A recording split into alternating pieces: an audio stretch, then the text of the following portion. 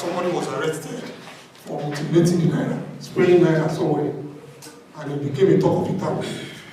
But barely 4 days later, I guess we gave the person a birthday gift. This person, the person was jumping all over town. Please talk about it. It's sad that we degenerated to this level. But it wasn't of much concern when it was not yet an offense.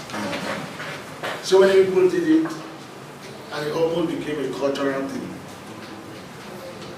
But it became an offense when it was prescribed to be an offense.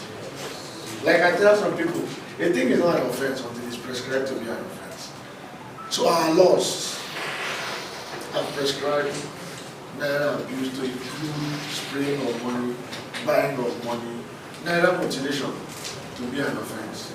And for us, it's just providence that brought us to this part, to occupy this place as law enforcers, to enforce the law. We didn't make the law.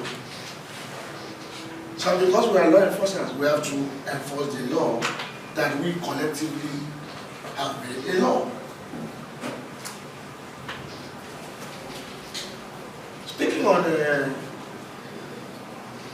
Ebo Stone, like we call him, aka Ebo Stone, and the social media that has gone viral, saying a lot of things about us. I would just summarize to the ignorance and lack of knowledge.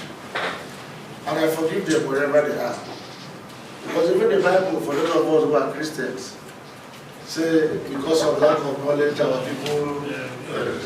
I would have expected that if we are responsible citizens as we should be, before you go to the end, you must do your findings. And we are an office open to the public. All of you will agree with me that my door is open to all. My head of media is open to all. Come and ask questions so that you know what to report. But you see that some of these things are done because mischief, with some other those that I can't speak about here. Some I don't even know. They know best what they want to achieve. But in some way, I just say all of that are distraction. And I tell my team, let's not be distracted. Let's go at all times, remain professional, and do what we want to do within the ambit of the law. Let's just do the right thing. Whatever they say is their business. Whoever cares to come to us will be educated of what we have done. Sir, you will agree with me that what they raised in their publication was, I'm in Ebo Stone's payroll. 1. 2. We want to compromise the case, or we have compromised the case. That's why we detained Ebo Stone in a private sale. The one I forget tell you, because I want to run all this thing point by point to the end. 3.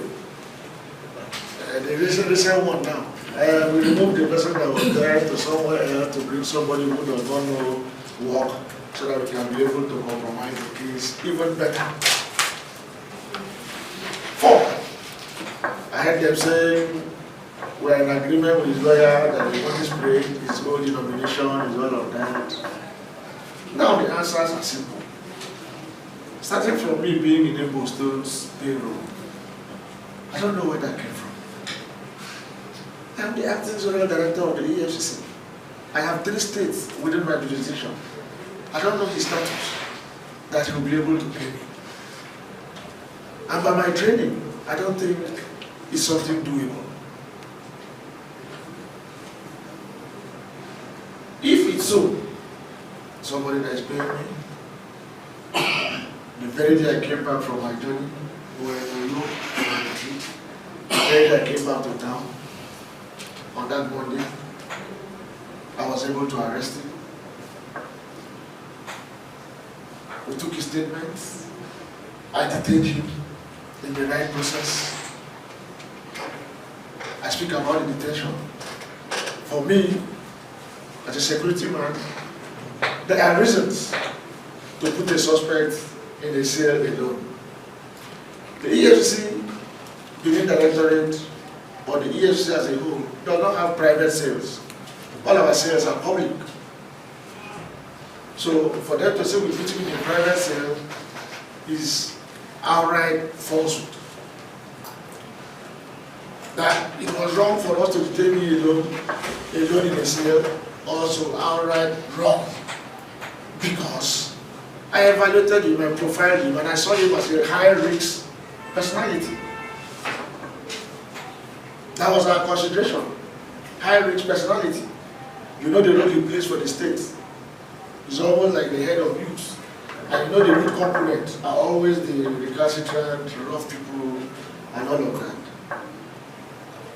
And we also heard some rumors about some of his achievements, or what some people perceive to be achievements. He evacuated the prostitutes, drug peddlers in that location. And according to the rumors, most youths are not comfortable with that. Because they all either patronize that place or benefit from it. So, if you were me, we do not want to put him in a cell where they are suspects. Who might be against him and want to kill him under your custody, on one hand. And on the other hand, we do not want to put him in a cell with other people, knowing that the people in that cell are youth component, that he controls, that they can incite against you. And you go to your house to sleep, around 3, 4 o'clock, that your office is on fire. The suspect have conspired and have brought their office to the ground. As a professional, I think the right thing to do was what we did. Spraying of money is unlawful. Sale of the naira is unlawful. If you are caught, you'll be prosecuted. So let's do this at time.